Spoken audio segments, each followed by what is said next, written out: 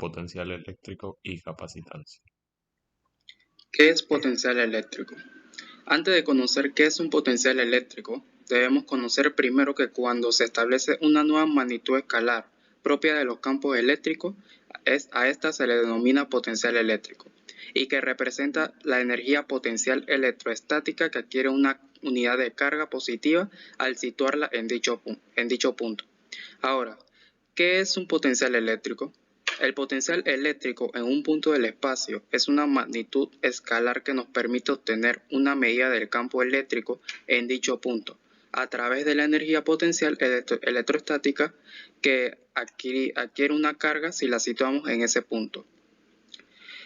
El potencial eléctrico en un punto del espacio de un campo eléctrico es la energía potencial eléctrica que adquiere una unidad de carga positiva situada en dicho punto, que es como podemos observar en la fórmula 1, en donde V es igual a EP sobre Q. V es el potencial eléctrico en el punto del campo eléctrico y su unidad en el sistema internacional es Joule por Coulomb, que es en honor a Alessandro Volta, que recibe el nombre de voltio. EP es la energía potencial eléctrica que adquiere una carga testigo positiva Q al situarla en ese punto, y la Q es la carga. Ahora, cuando las magnitudes sean escalares, permite que el estudio del campo eléctrico sea más sencillo. De esta forma, si conocemos el valor del potencial eléctrico V en un punto, podemos determinar que la energía potencial eléctrica de una carga está situada en el campo eléctrico, que es como podemos observar en la fórmula 2, donde EP, energía potencial, es igual a la carga por el potencial eléctrico. ¿Cómo podemos calcular la energía potencial? Bueno, la energía potencial de un cuerpo, dado es el resultado, la podemos calcular al multiplicar su masa por la altura y también por la gravedad, que es como podemos observar en la fórmula de aquí, en donde m es la masa, g es la fuerza de la gravedad y h es la altura del objeto. ¿Qué es potencial? El potencial se puede describir como una magnitud. ¿Qué son las propiedades que poseen los cuerpos? Como su tamaño, peso y presión, que pueden ser medidos. Estos suelen aparecer en campos físicos y también tienen relación con la termodinámica, que es otra rama de la física, y estos sirven para describir la evolución y variación que tienen otras magnitudes en el mismo campo físico. La unidad de potencia se puede denotar de la manera Joule por Coulomb, pero generalmente conocida como Volt. Diferencia de potencial. En la diferencia de potencial también vamos a ver involucradas las magnitudes, ya que se involucran cuerpos en campos eléctricos, y estas no van a depender de si el camino que recorren en un momento dado de un punto a otro, ya que hablamos de dos puntos en un campo eléctrico, sea corto, sea largo, si el camino sea recto o tenga algunas desviaciones, sino que estos solo van a depender de las localizaciones de un punto a otro. Esto viene siendo lo más importante en la diferencia de potencial. La diferencia de potencial, como forma general, se puede decir que es un voltio por un joule de trabajo al mover un coulomb de carga de un punto a otro.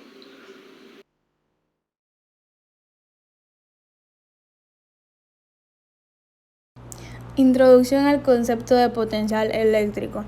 Si introducimos una carga Q en el seno de un campo eléctrico, la carga sufrirá la acción de una fuerza eléctrica y como consecuencia de esto adquirirá cierta energía potencial eléctrica, o también conocida como energía potencial electrostática.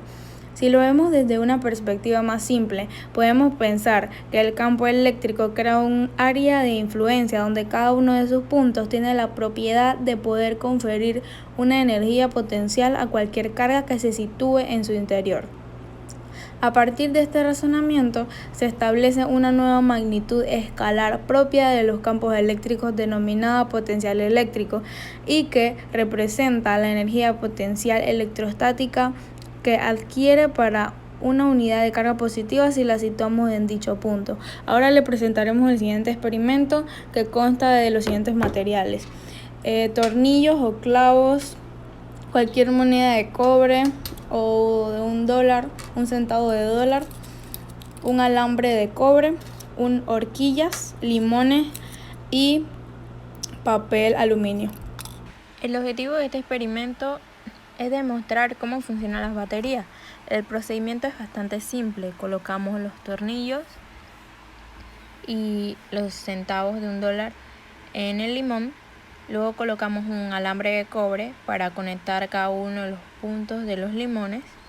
Les ponemos las horquillas que están equipadas con un papel aluminio que ayuda a la transferencia del potencial eléctrico. La explicación se basa en que al insertar en un limón dos objetos hechos de metales diferentes, en este caso la moneda y el tornillo, estos objetos funcionan como electrodos, causando una reacción electroquímica mediada por el jugo de limón, que genera una pequeña cantidad de corriente eléctrica. En este punto ya estábamos terminando. Colocamos los limones en serie para que de esta forma se distribuyera mucho mejor la energía potencial. Luego, para terminar, conectábamos hacia uno positivo y uno negativo, que era la moneda y el tornillo. Lo acomodamos bien y, como pueden ver, funciona. Gracias. ¿Qué es la capacitancia? Los capacitadores o condensadores son dispositivos electrónicos pasivos cuya función es almacenar carga eléctrica de manera temporal. A diferencia de una pila, estos en cuanto se les quita la fuente de alimentación, se descargan automáticamente. En resumen, la función de un capacitor o condensador es almacenar energía de manera instantánea y liberarla de igual manera cuando se lo desee. ¿Qué es un faradio? Un faradio es una gran cantidad de capacitancia. La mayoría de los dispositivos electrónicos domésticos contienen capacitores que producen solo una fracción de un faradio. A menudo, una millonésima parte de un faradio o microfaradio, o tan pequeño como un picofaradio, una billonésima parte. Un faradio equivale a una carga eléctrica de un coulomb cuando se le aplica una tensión en volt entre sus terminales.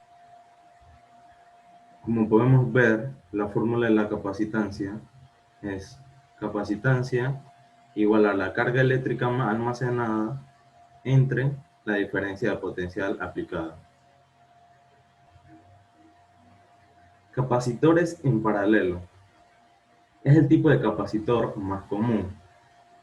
En paralelo significa que todas las terminales positivas están conectadas en un punto y las terminales negativas están conectadas a otro punto. El voltaje, VC, conectado a todos los condensadores en paralelo, tendrá el mismo voltaje en común a la fuente de suministro. El voltaje en cada capacitor permanece constante y es igual al voltaje total aplicado. La carga en cada capacitor es diferente, de tal manera que la suma de sus cargas sean iguales a la carga total. Como podemos ver aquí, la capacidad total en paralelo se calcula sumando las capacidades de cada uno de los capacitores. CR es igual a C1 más C2 más C3. También podemos ver la tensión de capacitores en paralelo. Al estar todos los capacitores unidos por un mismo conductor, se encuentran todos a la misma diferencia de potencial y por lo tanto la tensión de cada uno es igual a la de los otros e igual a la total. Podemos ver VR igual a V1 igual a V2 igual a V3. La carga de capacitores en paralelo es la carga total es igual a la suma de las cargas almacenadas en cada capacitor. QR es igual a Q1 más Q2 más Q3. Y cada carga puede calcularse como Q es igual a C menos V de cada capacitor, pero en este caso V es la misma para todos. Con lo que quedaría Q1 es igual a C1 por V1, Q2 es igual a C2 por V2, Q3 es igual a C3 por V3. De esta manera, al ser V la misma, puede verse que las cargas que almacena cada capacitor para una determinada tensión aplicada no son iguales si las capacidades son distintas. Serie. En la conexión de capacitores en serie, la carga es la misma en cada capacitor y la suma de los voltajes es el voltaje total del sistema. El voltaje de estas conexiones se calculan con la siguiente fórmula. Carga es igual a capacitancia por voltaje. Condensadores mixtos. Un circuito mixto es una mezcla de componentes, en este caso condensadores, que se acomodan de tal forma que llegan a formar una combinación de condensadores agrupados, de tal forma que la circulación de la corriente no se hace en un solo sentido a lo largo de toda su trayectoria.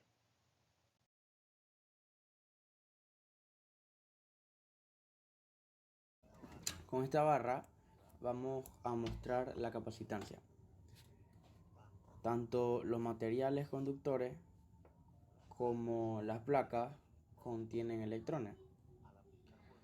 Al aplicar voltaje en esta batería, lo que sucederá es que los electrones se moverán en este sentido, llenando la placa marcada. Esto se debe a que el positivo está de este lado y los está trayendo de abajo hacia arriba. Los electrones que están en la placa superior salen porque van a ir al positivo de la batería, quedando así la placa de arriba cargada positivamente y la placa de abajo con una carga negativa. Ahora, si se le aplica voltaje a la fuente, se puede observar cómo la placa superior ha quedado cargada positivamente y la placa inferior ha quedado cargada negativamente. Ahora, si se acercan las placas, se puede observar cómo las cargas se hacen mucho más densas en las placas. Si las retiramos, las cargas se hacen menos densas. Si se acercan, se hacen más densas y si se puede observar la barra, cuando las placas se alejan, la capacitancia va a disminuir y cuando se acercan, la capacitancia va a aumentar. Ahora, si se amplía el área de las placas, habrán más cargas con la misma densidad. Y como hay más cargas, aumenta la capacitancia. Disminuimos el área y disminuye la capacitancia. Si lo ampliamos nuevamente, se amplía la capacitancia. Ahora apreciaremos el efecto del dieléctrico en el capacitor. Se puede observar con la capacitancia y también observar lo que pasa con las cargas en las placas, en ambas placas. Si se acerca el material dieléctrico y lo introducimos poco a poco, miren lo que sucede.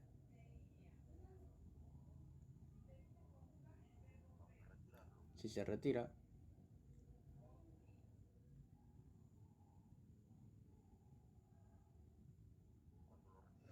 cuando se retira, la capacitancia disminuye. Cuando lo colocamos dentro de las placas, la capacitancia aumenta.